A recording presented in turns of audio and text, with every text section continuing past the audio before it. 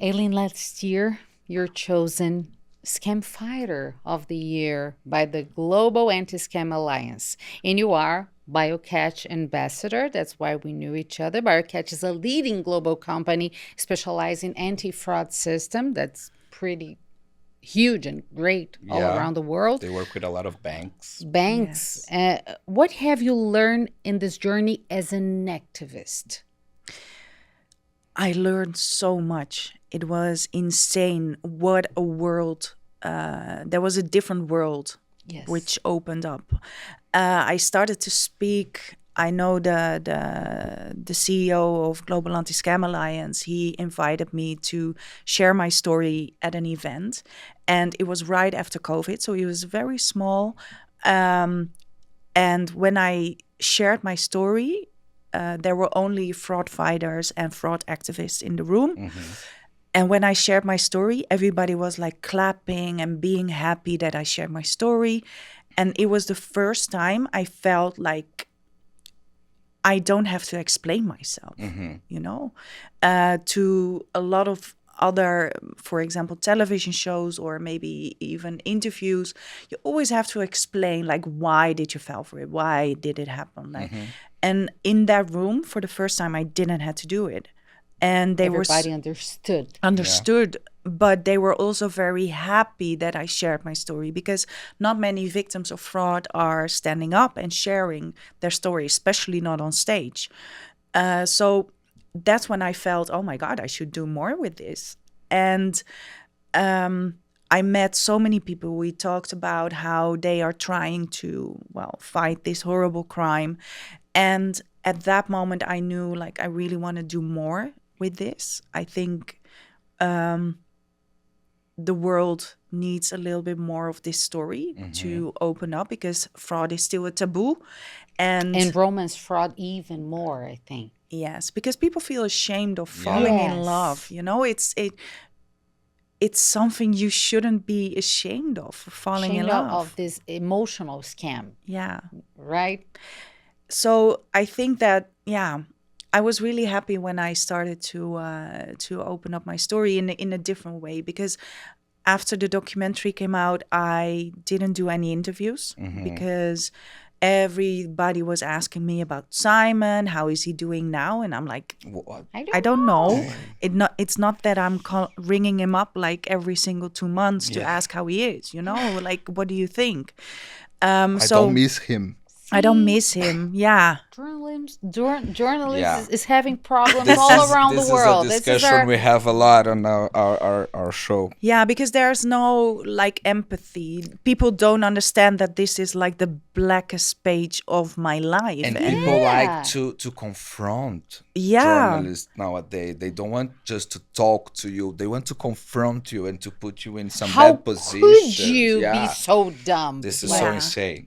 Yeah, because after the documentary came out, I mean, yes, I was very proud being a part of it. But on the other hand, the documentary looks amazing. It's an amazing setup story and perfect editing. But it also makes the story look very sensational.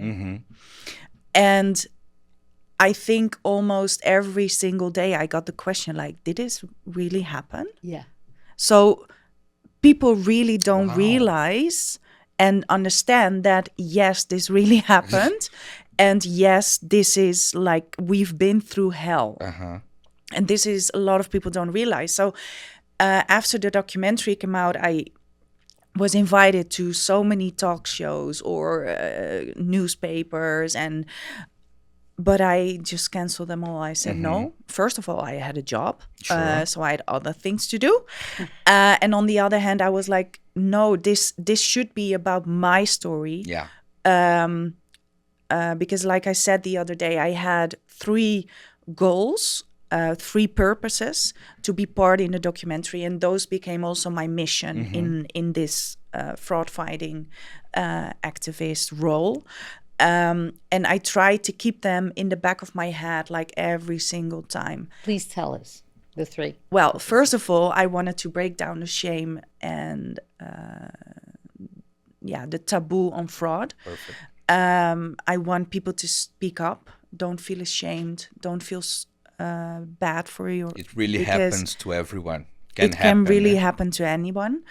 Number 2 is I really want banks, government agencies, non-government agencies, companies change their policies on how to treat victims, on what to do when an actual victim gets in contact. And I want people to learn from my story.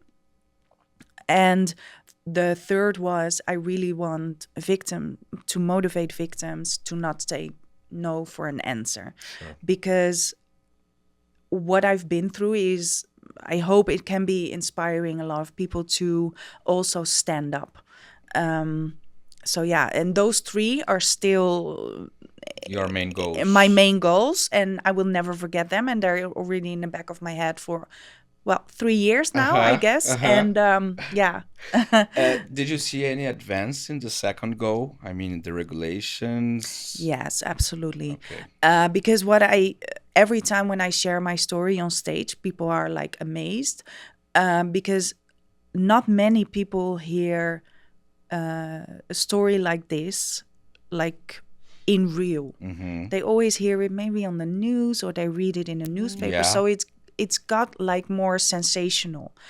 But if you really share your deepest problems, what I had to go through with the mental therapies, with with almost how much impact it has, they're all amazed. Like, oh my God, we didn't know that this was happening to victims. And yesterday I was at the Biocatch event, the Biocatch Thread Talk Live, and someone came up to me. He is working for a bank, and he said, well, thank you so much. For now, I'm going to put your story in the back of my head, and we really need to change our behavior towards victims. And I was like, really, oh my God. Yeah. It was so nice of him, and I really loved his words. And he said, well, we have them on the phone almost every day, but it's so impersonal. And I said to him, if you maybe spill some coffee on your white trouser, or if you have a bad day, or if you just woke up, if you didn't sleep or whatever, and you are directing a victim of fraud and in a very wrong way, then it can also make them think very, very bad and give them very dark thoughts. Yes. Because also people kill themselves over this. Yeah. Which is horrible and disgusting. And we don't know this because they don't talk. And so that's the worst part. And nobody understands that. Because I remember one day someone asked me like, oh, do you have the numbers of how many people kill themselves over fraud? And I was like, no, they don't talk. They probably killed themselves because they didn't told anyone about the fraud. And it's the shame. And that is the reason why they took their own lives. Yeah. I heard you saying 7% of people involved in frauds tell something, right? 7%? Only 7%? No, only 7% are reporting their fraud. Their fraud. It's terrible. Yeah. It's like 7%. It's like a rape denounce also. Yeah. But this is why we need to change a lot. I mean, a lot of victims of fraud I spoke to, they say, well, the police don't do anything about it, so why should I report it? Yeah.